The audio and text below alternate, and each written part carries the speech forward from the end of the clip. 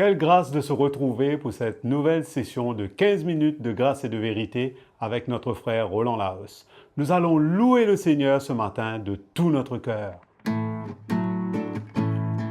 Louez Dieu, serviteurs du Seigneur, vous qui craignez son nom, élevez-le, exalté soit son nom. Louez Dieu, serviteurs du Seigneur, vous qui craignez son nom, élevez-le, exalté soit son nom. Alléluia à notre Seigneur le Tout-Puissant règne. Alléluia à notre Seigneur le Tout-Puissant règne. Alléluia à notre Seigneur le Tout-Puissant règne. Alléluia à notre Seigneur le Tout-Puissant règne. Le Tout-Puissant règne. Le Tout-Puissant règne. Alléluia. Nous pouvons acclamer le Seigneur ce matin. Allons maintenant écouter la parole de Dieu. Bonjour à tous mes frères et sœurs, content d'être de retour avec vous pour cette session dans la parole du Seigneur. Nous parlons sur la vie et le comportement du chrétien et c'est une joie d'être dans la parole de Dieu tous les jours pour nous encourager. Je remercie mon frère Patrick pour son moment qu'il nous a donné dans la louange et on le remercie pour sa disponibilité avant chaque session.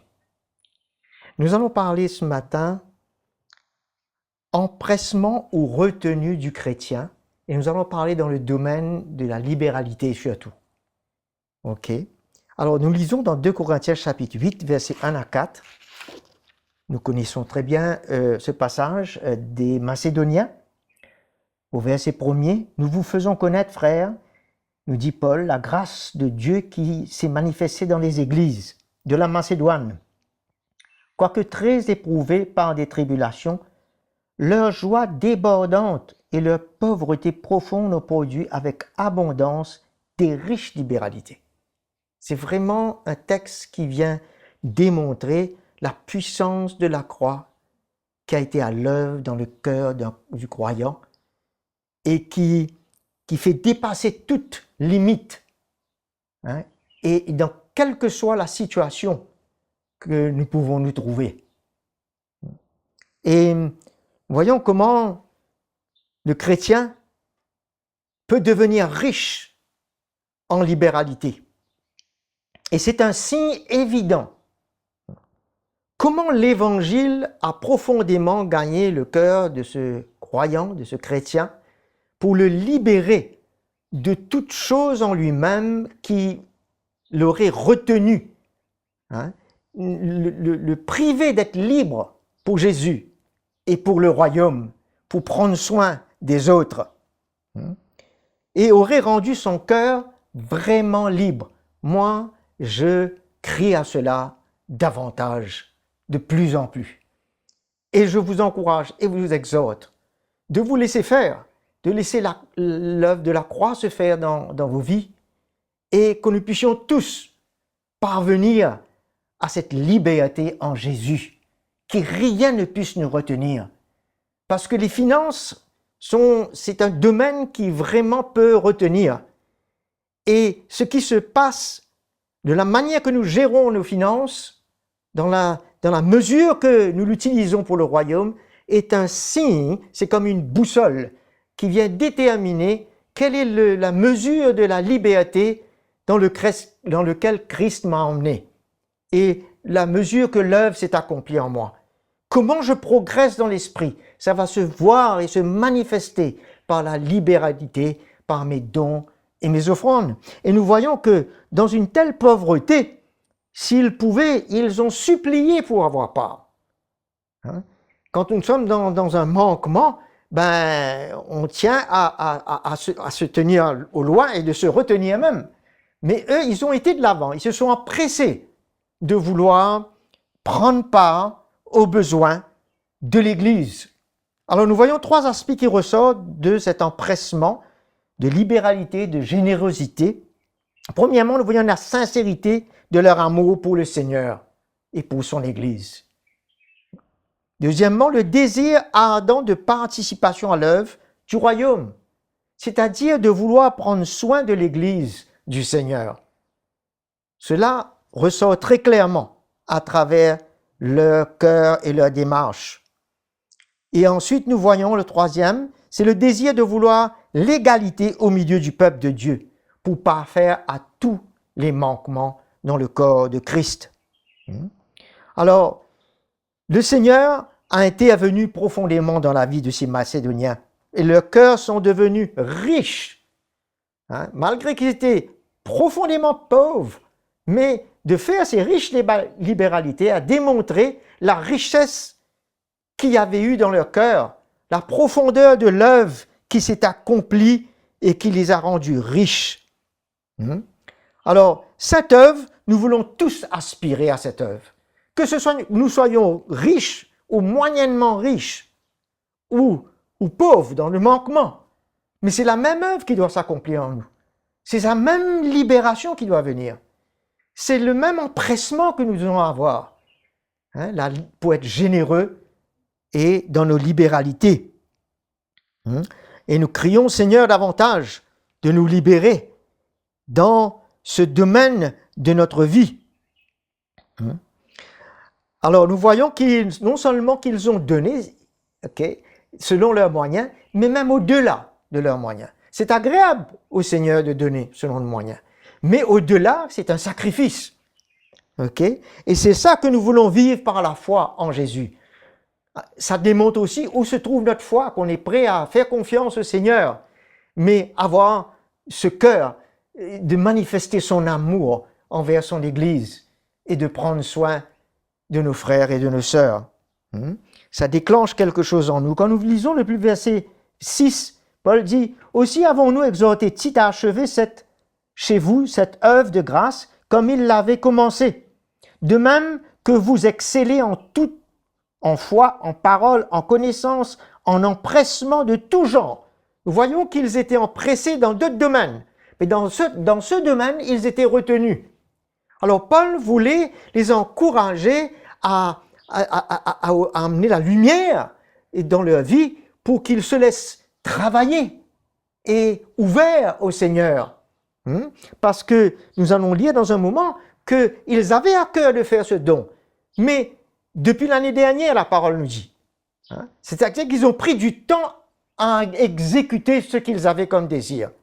Ils n'étaient pas empressés du tout. Au contraire, ils étaient retenus. Alors, Paul voulait aider cette Église pour du même empressement qu'ils ont dans tous ces autres domaines, mais que le Seigneur amène une liberté dans leurs conditions de libéralité et d'offrande, un cœur généreux. Paul les exhorte, il le dit au verset 8, « Je ne dis pas cela pour donner un ordre, mais pour éprouver par l'empressement des autres la sincérité de votre amour. » Où se tient votre amour? Comment cela agit envers le corps de Christ quand vous aimez Jésus? Quelle que soit la condition que vous vous trouvez, comme les Macédoniens, car vous connaissez la grâce de notre Seigneur Jésus-Christ, qui pour vous s'est fait pauvre, de riche qu'il était. Il donne cette condition de cœur que Jésus avait et que nous voulons avoir également, afin que par sa pauvreté, vous soyez enrichis. Les Macédoniens, par leur pauvreté, ils ont pu enrichir le peuple de Dieu, dans le soin, dans matériel.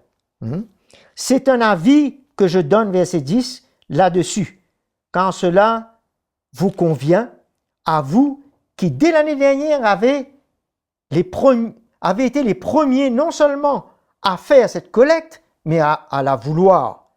Maintenant, donc, achevez de le faire, empressez-vous, afin qu'aux bonnes dispositions manifestées dans le vouloir que vous avez correspondent à l'achèvement de vos moyens. Quels que soient vos moyens. De tous, Dieu regarde au cœur Et soyons pressés. Il y a une œuvre là que Paul est en train de désirer voir s'accomplir dans le cœur des Corinthiens. Les bonnes dispositions, quand elles existent, sont agréables en raison de ce qu'on a, mais pas de ce qu'on n'a pas. On peut toujours dire, quand j'aurai, je donnerai. Non, nous devons exceller et nous empresser dans ce que nous avons déjà. Et c'est ça la grâce de Dieu pour nous qui va nous emmener encore plus devant dans une plus grande libération. Car il s'agit non de vous exposer à la détresse pour soulager les autres. Non, c'est pas le but.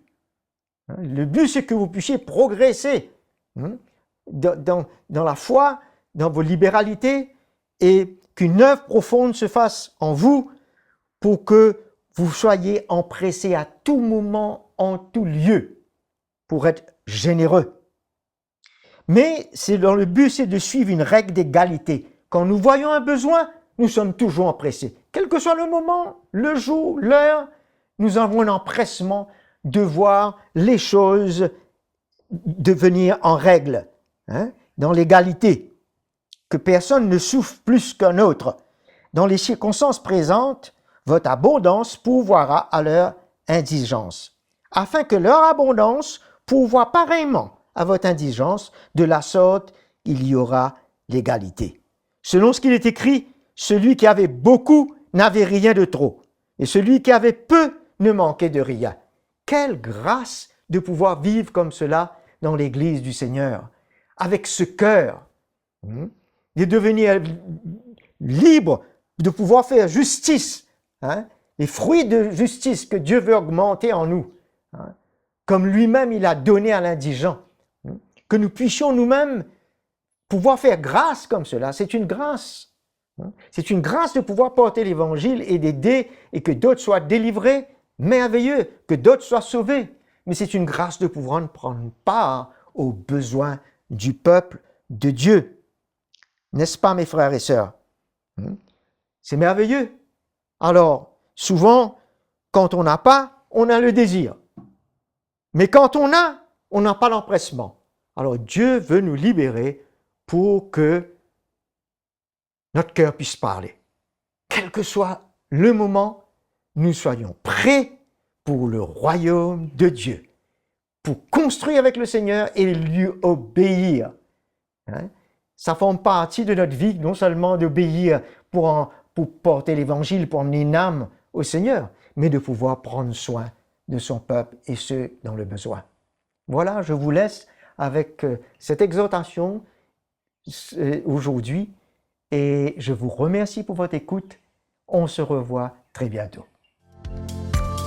Nous avons entendu la parole de Dieu et nous avons été bénis. Quelle grâce d'être éclairés dans notre marche avec le Seigneur. Nous remercions le pasteur Roland Laos pour cette session de 15 minutes de grâce et de vérité. Aimez et partagez ce message et n'oubliez surtout pas de vous abonner à notre chaîne CTMI. N'hésitez pas et écrivez-nous à l'adresse affichée sur votre écran. Partagez-nous vos expériences et vos témoignages. Nous vous aimons et soyez bénis. À bientôt.